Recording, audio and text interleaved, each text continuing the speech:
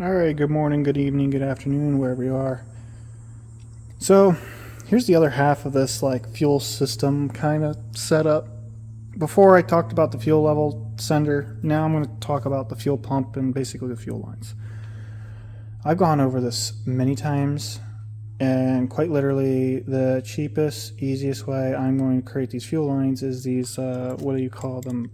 These push lock, where your rubber hose just kind of gets snugged on here, and you realistically you can't get these off. I've tried the hose, and I'm just gonna wrap it in loom because I don't feel like doing the one type of fuel line that has like a metal sleeve outing for protection, and the fittings for them can be expensive, and half the time you can screw up the fittings to where they are no longer useful. I don't want to waste money.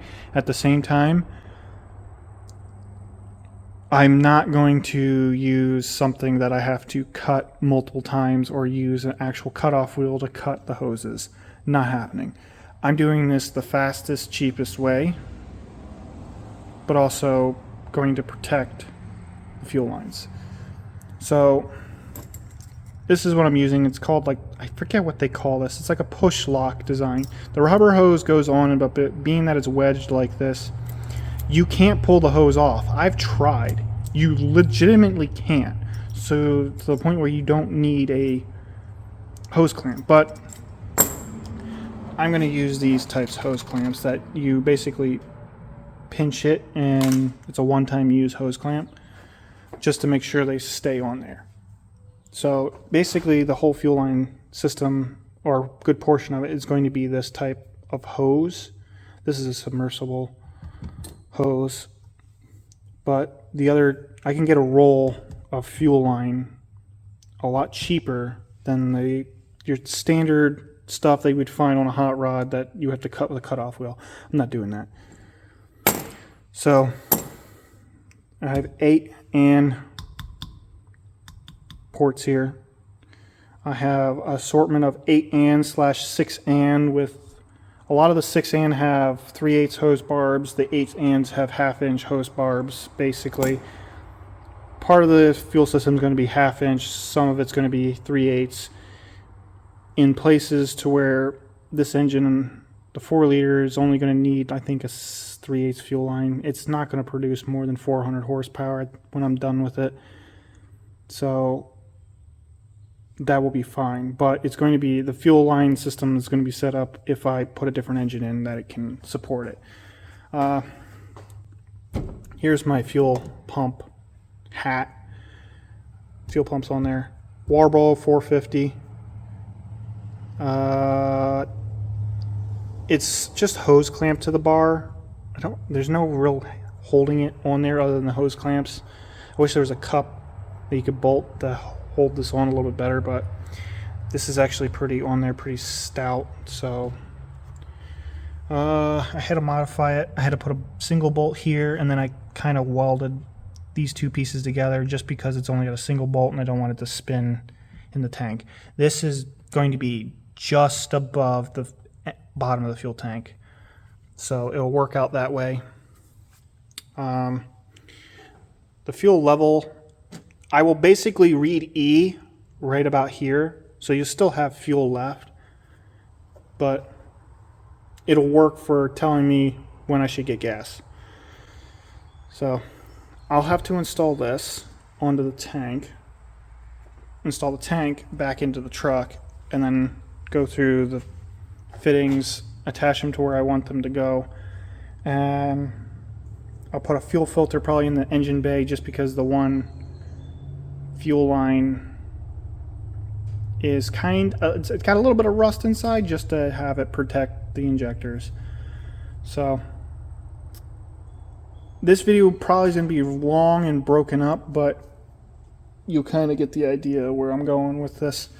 I'm going to install this back into the tank, install the tank back in the truck, and then go through, put all the fittings where I want them to go, and then I'll get a roll of hose to then start attaching hose. And the hose is going to get covered by the electrical loom that I have not with me at the moment. So we're by the rear end of the truck. But I'm going to have loom on the hose just to be a protective outer covering. And that should be good enough. The hose that's going to be closest to the header, where I'm going to have the fuel filter, is probably going to get covered with a heat wrap just to keep heat off of it. I might create a shield just in case anything happens because it's fuel. But other than that, a lot of the fuel lines that are close to the exhaust are actually the stock fuel line stainless steel tubing. So that should be good. So let me get to installing that. Alright, from the last of showing all the parts and pieces I have together for making the fuel system on this, this is kind of going to be a final assembly. It already runs, drives, the fuel pressure's set, this thing. It's all done, can be driven on the road, registered, insured, all that stuff. So from the last one you saw all these fittings I have, and here we have 3/8 hose, I believe so. I believe it's 3/8 hose. 3/8 fuel line, injection fuel line. It's a Gates number. You can get a roll of it cheaper online than I did at the auto parts store. It's what I have set up. So the Warbo 450's in here. We got the fuel feed and then return right here. So they follow up here with that hose all the way down here against the cab and then under the cab. And then I'll get down under here and we'll come down under here. You can see the fuel lines right there. So feed and return fuel lines, one piece all the way from the tank all the way down to this area right here. If you can see that, hopefully, kind of. So the top is the feed and the bottom is the return. Oh. The grease out of, that's new. Oh yeah, the grease out of the freaking CV joint is spraying all over the place. That's new. Huh. I just noticed that. See all the blue? Because I rebuilt that CV joint. All the blue grease is flying all over the place. Makes good rust prevention. Ignoring that for now. I don't see an actual problem. I should probably check those bolts. Anyway, back to the fuel system. So, you see down here, the top one up near the cab is the feed. That's -8 and going to a compression fitting onto the metal line there. And that metal line was the evap tube. I changed that to the feed. So technically this whole fuel system should be able to run any engine, any horsepower when I do an engine swap.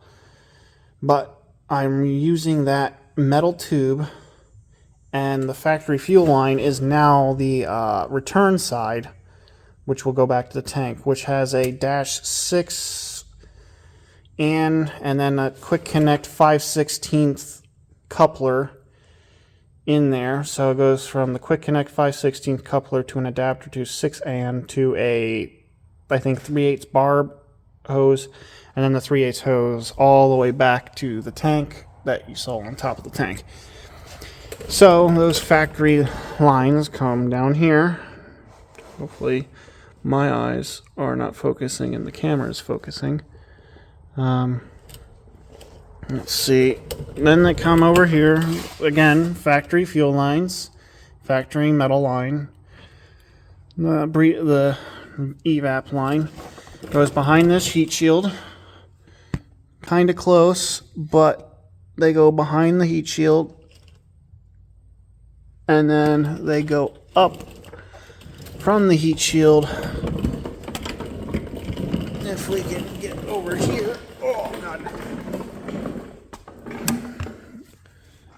And I'm blinding myself with the light. So, right here, you can see I have like heat tape all over it. So that's where the feed has another compression fitting up to a -8 AN, and then the 1/2 inch hose. And then you can see the other factory fuel line, which then has an adapter up there, which goes from -6 AN to an adapter to -8 AN, which then goes to the, I think it's another quick connect, I think a Ford quick connect. I forget what they call it. It's a very peculiar quick connect to connect to the factory fuel line. So then I am using the factory fuel line as the return. So if we come up here, that line from the frame rail right here, wiggling, is the feed that comes over the brake booster down under the distribution box into this fuel filter right here.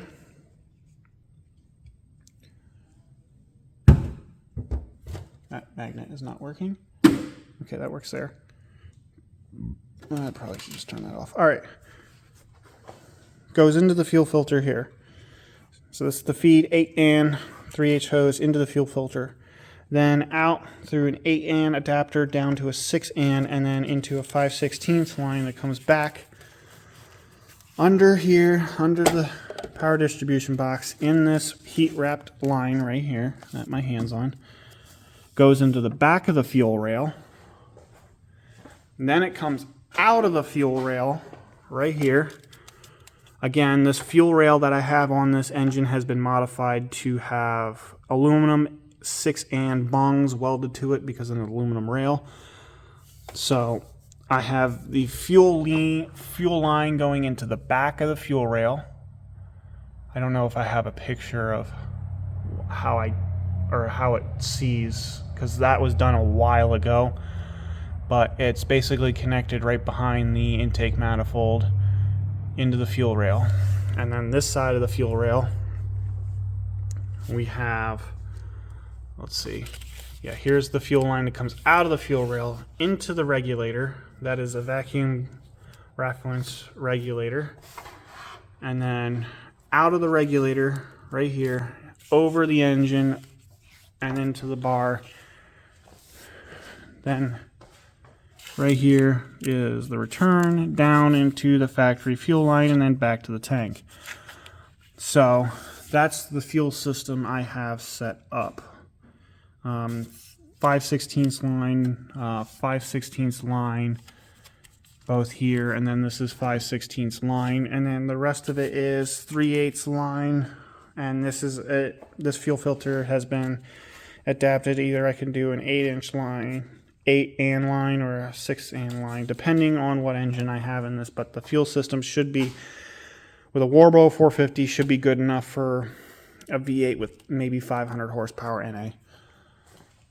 And this is the fuel pressure regulator. Right now it is set at like 65-ish PSI for fuel pressure, when the factory is supposed to be set at 60, but because it's got a camshaft in it and a little bit of a mild port job to the heads, I upped the base fuel pressure. Stock injectors right now. Right now, the stock injectors are in here, but more than likely I'm going to have to change those because the computer is, I can't remember on the fuel trims, the way the SCT programmer presents it, either 1% is 100% or it's 1%. I don't remember. The fuel trims, you can see the computer has been adding fuel because of the camshaft and everything else I've done to this. Raising the fuel pressure up from 60 to 65, and then as well as this being a vacuum reference fuel pressure regulator, it is also making the fuel pressure go past 70, almost to 80 under full load, which helps out for, I think the injectors are too small, because even under full load, the computer is still adding fuel, but at the moment, this thing is actually running pretty good. You can't even tell the computer has been adding fuel. So it's able to be used as is with basically hardly any tuning. I'll have to go over a separate video on quote unquote tuning this thing, DIY tuning this thing, to understand how the engine management works. But the way I have mine set up is right now this is set at base 65, and being its vacuum reference, when the vacuum goes away, this thing is climbing all the way up to about 70, 75, 80, depending on the vacuum, which is fine, which helps the computer out in terms of fueling, because I might be running out of injector. I don't know. For what I've driven this around, this is pretty peppy with 513 gears. No knocking, no abnormal noises. I just believe I need to lower or get a bigger injector in there, lower the base fuel pressure, and then see how the computer reacts. Because right now the computer's actually doing not too bad and handling the engine with the camshaft. And that's mainly because this is sized correctly to these injectors at the stock pressure, and me modifying the pressure a little bit helps with the computer. I'll go more over in depth of the quote unquote tuning aspect about this in terms of getting this thing to run close, but as it is, it actually is pretty dang close, other than the fuel trims are a little bit high for what it is. But other than that, that's the fuel system. It's a good explanation of it. I may get just a running video of it here shortly, and maybe a slight drive.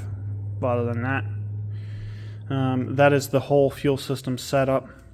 I'll have to go over more of the quote-unquote tuning aspect about it, more of a DIY method of tuning to work with the factory computer and not against it. And you have to understand how the factory computer is set up to work with it instead of working against it. Because the way I'm working with it, I've done very little actual hardcore reprogramming of that, and the computer's able to compensate and actually run pretty dang good for what this is. So again, that'll be another video. If you want to see that, stick around, like, comment, subscribe. I'm going to go in more, I want to do more technical stuff with engine, powertrain, and electrical more than any fabrication work. I'm not the fabrication person, but I like the technical optimizing what I have instead of just rip it out and put something better in. And then I like to optimize stuff. So if you're into that, stick around to the next one, and hopefully you can learn something.